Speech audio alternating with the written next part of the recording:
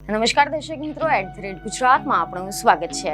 ગુજરાતની ધરતી, આ ધરતી માત્ર માટી નથી, આ ધરતી માત્ર નકશામાં દેખાતી રેખાઓ નથી, આ ધરતી એ પરસેવાની સુગંધ છે, પેઢીઓની આશા છે, વારસાની ગાથા છે અને કાયદાની કસોટી છે. આ ધરતી માત્ર ભૌગોલિક સીમા નથી, માત્ર નકશામાં દેખાતી રેખાઓ નથી, માત્ર હેક્ટર અને એકરના આંકડા નથી. આ ધરતી એ ઇતિહાસ છે, એ સંઘર્ષ છે, એ મહેનત અને પરસેવાનો સંગમ છે. આ ધરતીએ સદીઓથી ખેડૂતોના હાથમાં રહેલી હળની લાકડી, બિયારણની આશા અને માવઠાની પ્રાર્થના જોઈ છે. ગુજરાતની જમીન પર રાજા રજવાડા બદલાયા, પ્રાંતો બદલાયા, શાસકો બદલાયા, પરંતુ એક વાત જે છે તે નથી બદલાઈ. એ છે જમીન પરનો અધિકાર અને તેની આસપાસનો સંઘર્ષ. અને આજે ફરી એક વખત ગુજરાતમાં ખેતીની જમીનને લઈને એક ગંભીર કાનૂની અને સામાજિક ચર્ચા ઊભી થઈ ગઈ છે. ફરી એકવાર ખેતીની જમીનને લઈને ગુજરાતની રાજનીતિ, કાનૂન અને સમાજની વચ્ચે ચર્ચાનો એક નવો અધ્યાય શરૂ થઈ રહ્યો છે.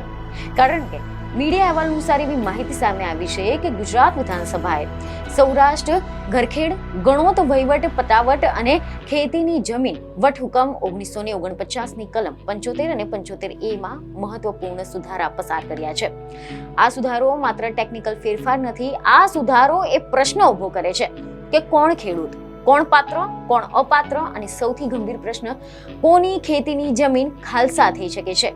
આ પ્રશ્નને સમજવા માટે આપણે સમયના ચક્રને સહેજ પાછું ફેરવવું પડશે. તો મીડિયા અહેવાલ અનુસાર એવી માહિતી સામે આવી છે કે આ વાત છે 1960ના પહેલાની, કે જ્યારે આજનું ગુજરાત એક ન હતું. સૌરાષ્ટ્ર અલગ રાજ્ય હતું, કચ્છ અલગ રાજ્ય હતું, જ્યારે મધ્ય અને ઉત્તર ગુજરાત સહિતના જે વિસ્તારો છે તે બોમ્બે રાજ્યનો ભાગ હતો. દરેક પ્રાંતમાં જમીનની માલિકીની પ્રથા જુદી જુદી હતી. જમીન વ્યવસ્થાનો ઇતિહાસ જુદો હતો. રજવાડાના શાસકો, ભાયાતો, ગરાસદારો જમીનનો અધિકાર રાજાશાહી માળખામાં બંધાયેલો હતો. ખેડૂતો ખેતી કરતા, પરંતુ માલિકીનો અધિકાર ઘણી વખત તેમની પાસે ન હતો. જે તે સ્વતંત્રતા પછી જ્યારે જમીન સુધારણા કાયદો આવ્યો ત્યારે મુખ્ય ઉદ્દેશ એક જ હતો કે જે ખેડૂત જમીન ખેડે છે તેને જ માલિકી મળે. આ ભાવનાથી સૌરાષ્ટ્રમાં 1949નો વટહુકમ આવ્યો. 1955થી અમલ શરૂ થયો. આ કાયદાનો મૂળ તત્વ એ હતો કે માત્ર ખેડૂત જ ખેતીની જમીન ધરાવી શકે છે. ખેડૂતનો દરજ્જો વારસાગત રીતે મળતો, એટલે કે જો તમે ખેડૂત પરિવારથી આવો છો તો પછી ખેતી એ તમારો પરંપરાગત વ્યવસાય છે, તો તમે ખેતીની જમીન ખરીદી શકો છો. પરંતુ જો તમે ખેડૂત નથી, ભલે તમે ઉદ્યોગપતિ હોય, NRI હોય કે પછી ટ્રસ્ટ હોય કે પછી કોઈ કંપની હોય, તો પછી આ ખેતીની જમીન ખરીદવા માટે સરકારની પૂર્વ મંજૂરી જરૂરી છે. તમને જણાવી દઈએ કે અહેવાલ અનુસાર એવી માહિતી મળી રહી છે કે બોમ્બે રાજ્યના ગુજરાત પ્રાંતમાં 1948નો ગણોત, વહીવટ અને ખેતીની જમીન અધિનિયમ લાગુ પડ્યો. કચ્છમાં 1958નો કાયદો આવ્યો. ગુજરાત રાજ્ય 1960માં અસ્તિત્વમાં આવ્યું. છતાં પણ આ ત્રણેય પ્રદેશોમાં જમીન કાયદા અલગ અલગ રહ્યા હતા. સૌરાષ્ટ્ર ઘરખેડ વટહુકમનો મૂળ તત્વ એ હતો કે ખેતીની જમીનનો અધિકાર માત્ર ખેડૂતોનો દરજ્જો વારસાગત રીતે મળતો, એટલે કે જો તમારા પિતા ખેડૂત હતા, તમારા પરિવારનું મુખ્ય જીવન નિર્વાહ ખેતી જ હતું, તો તમે ખેડૂત ગણાતા. આ કાયદાનો હેતુ એટલો જ હતો કે બહારના મૂડીશાહી દબાણથી ખેતીની જમીનને બચાવી અને સ્થાનિક ખેડૂતોને સુરક્ષા આપવી. પરંતુ સમય બદલાયો, ઔદ્યોગિકરણ કરવામાં આવ્યું, સોલાર પાર્ક, પવન ઉર્જા, ઇન્ફ્રાસ્ટ્રક્ચર પ્રોજેક્ટ, ખેતીની જમીન પર નવા દાવેદારો ઉભા થયા. રિપોર્ટ અનુસાર કાયદાએ કલમ 54 હેઠળ સ્પષ્ટ કર્યું કે ખેડૂત ન હોય તેવી વ્યક્તિ કે સંસ્થા રાજ્ય સરકારની પૂર્વ મંજૂરી વિના ખેતીની જમીન ખરીદી શકતી નથી. કેટલાક માન્ય ઉદ્યોગોને મંજૂરીની સાથે ખરીદીની છૂટ આપવામાં આવતી, પરંતુ તેમને પછીથી સરકારની જાણ કરવી પડતી અને બિનખેતીમાં રૂપાંતરિત કરાવવું ફરજિયાત હતું. હવે પ્રશ્ન એ છે કે જો કોઈ અપાત્ર વ્યક્તિ ખેતીની જમીન ખરીદી લે તો શું થાય? તો અત્યાર સુધીમાં કલમ 75 હેઠળ જિલ્લા કલેક્ટરની સત્તા હતી કે તે આવી વ્યક્તિને સમરી એવિક્શન એટલે કે તાત્કાલિક હાંકી કાઢે, અને કલમ 75A હેઠળ જંત્રીના દરના 3 ગણો દંડ ફટકારી શકે છે. પરંતુ વ્યવહારમાં શું થતું? તો કે કાયદામાં સ્પષ્ટતા ન હોવાથી ઘણી વખત જમીનનો અંતિમ નિકાલ સ્પષ્ટ ન હતો. જમીન ખરીદી એ અમાન્ય ઠરાવ્યા પછી પણ જમીન કોના કબજામાં રહેશે, સરકાર કે પછી મૂળ માલિક કે પછી ખરીદનાર કે પછી દંડ ક્યારે વસૂલવો, કેટલી સમય મર્યાદા, આ બધું જ ધૂંધળું બની ગયું હતું. અને બીજો પ્રશ્ન એ પણ હતો કે હવે આ સુધારાથી શું બદલાયું? તો રિપોર્ટ અનુસાર એવી માહિતી સામે આવી છે કે સૌપ્રથમ તો 75 જે કલમ 75 છે તેનું માળખું જે મથાળું છે તે બદલાયું છે. સમરી એવિક્શનના બદલે disposal of land transfer or acquisition of which is invalid, એટલે કે જમીનનું હસ્તાંતરણ અમાન્ય ઠર્યું અને તેનો નિકાલ કેવી રીતે કરવો, આ શબ્દોમાં જ દિશા બદલાઈ ગઈ છે. કારણ કે હવે ફક્ત હાંકી કાઢવાનું નહીં પરંતુ નિકાલ કરવાની પણ સ્પષ્ટ પ્રક્રિયા છે. જોકે અહેવાલો એવા પણ છે કે આ નવા સુધારા અનુસાર જો કોઈ જમીનનું વેચાણ હસ્તાંતરણ કાયદાનો ભંગ કરીને થતું હોય તો પછી કલેક્ટર કારણ દર્શક નોટિસ આપી શકે છે. વેચનાર અને ખરીદનાર બંનેને બોલાવીને પૂછતાછ કરવામાં આવશે કે શા માટે આ હસ્તાંતરણ અમાન્ય ન ઠેરાવવું જોઈએ. તપાસ થશે, પુરાવા ચકાસવામાં આવશે, દલીલો પણ સાંભળવામાં આવશે અને જો અંતે કલેક્ટર આ ઠરાવ કે પછી હસ્તાંતરણને અમાન્ય ગણાયું તો પછી તે જાહેર કરશે.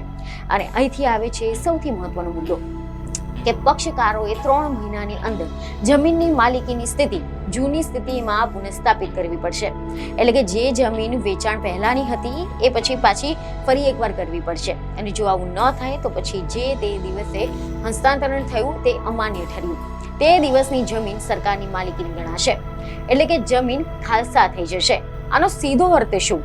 તો કે જો કોઈ ખેડૂત ન હોય અને તેની જે જમીન છે તે ખરીદી હોય અને તપાસમાં એ ખરીદી અમાન્ય ઠરે તો પછી 3 મહિનામાં આ જમીન મૂળ માલિકને પરત ન કરે તો પછી આ જમીન સરકારની થઈ જશે. આની સાથે જે કલમ 75A માં સુધારો કરીને સ્પષ્ટ કર્યું છે કે જંત્રીના દરને 3 ગણો દંડ વસૂલાશે અને દંડના બાદ 1 મહિનામાં જમીનનો કબજો અને હક પાછા પુનઃસ્થાપિત કરવાના રહેશે.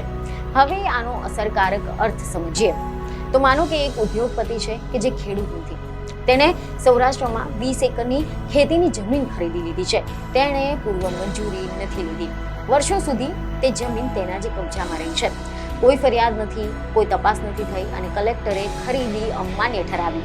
હવે તે ઉદ્યોગપતિને જંત્રીના દરના 3 ગણો દંડ ચૂકવવો પડશે અને જમીન 3 મહિનામાં મૂળ સ્થિતિમાં પરત આપવી પડશે.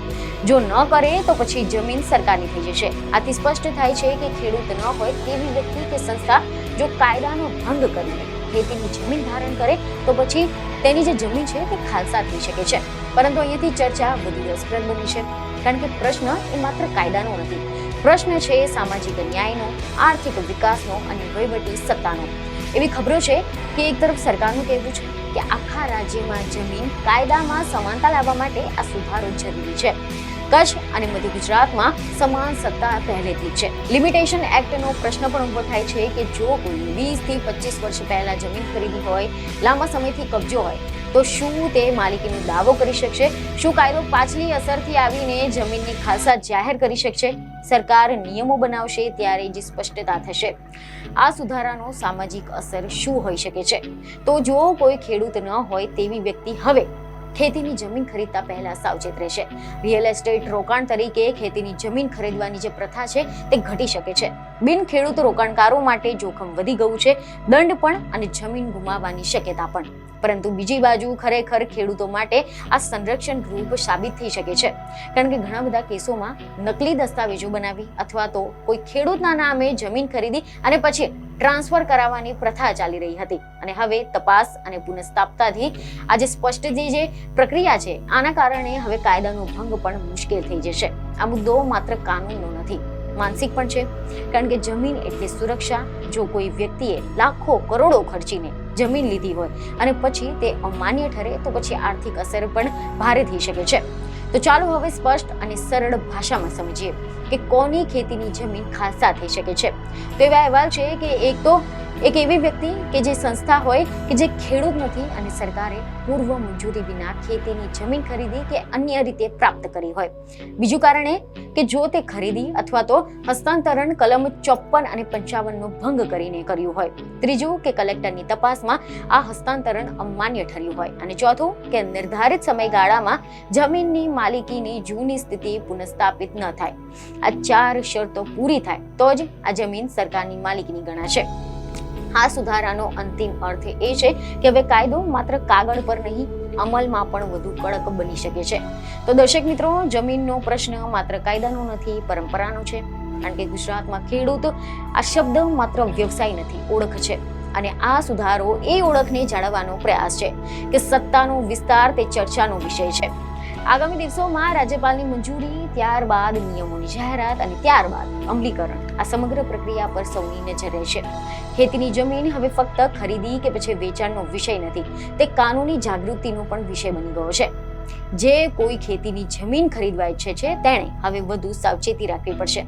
અને અંતમાં એક વાત સ્પષ્ટ છે કે ખેડૂત ન હોય અને કાયદાનો ભંગ કરીને ખેતીની જમીન ધારણ કરનારની જમીન ખાલસા થઈ શકે છે.